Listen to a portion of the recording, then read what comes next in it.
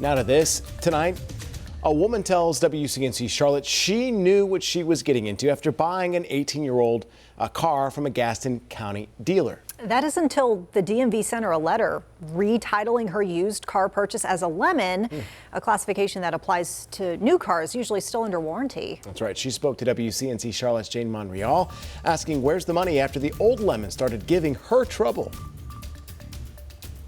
Carla Zabal remembers talking to her husband about buying a car they could cruise around in. Let's just get a fun car, just like go to the beach on the weekends or something like that. They found this 2005 Mercedes convertible roadster online. While Carla was working from home in the summer of 2023, she says her husband went to Gastonia to L&M Auto Import and Repair to give it a look. Test drove it, everything seemed to be, fine. It's really cute. It's like, I loved it. Her husband then took home the paperwork for Carla to sign. When they got back to the dealer, he said the paperwork was done wrong.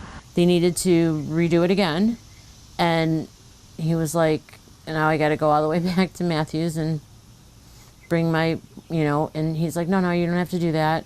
Just, sign her name and everything will be good. 400 miles in was anything but good. We're just driving it around on the weekends and stuff, and then it kept glitching every now and again. In the meantime, she received a notice from the DMV saying that the car was getting rebranded as Lemon. We needed to turn in the title that we had received, and we were just dumbfounded. She called L&M. He didn't want to hear anything about it. He basically laughed in our face. A disclaimer signed as is lets the dealer off the hook, but a Carfax history report shows it was listed a Lemon back in 2007. If we were told that it was a Lemon, I would have never bought it. We would have never bought it in a million years.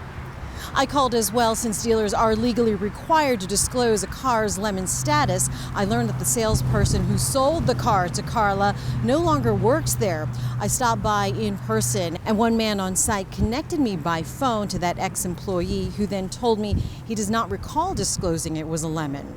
Then I talked to another employee in person who didn't want to go on camera, but remembers the day Carla's husband came in. He told me they did disclose it was a lemon. Either way, Carla says her experience serves as a cautionary tale to do your own research before signing on the dotted line.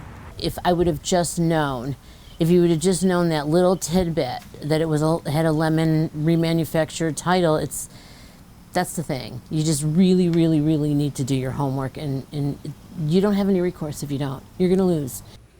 Carla filed a lawsuit in Gaston County, but no one from L&M showed up on their scheduled court date. The judge ended up dismissing the case. Carla, along with others, did file complaints with the Better Business Bureau and State Attorney General's office. Also worth noting, at the time of my visit, the worker there also told me the business was sold last month and no longer operates under the name L&M. Back to you.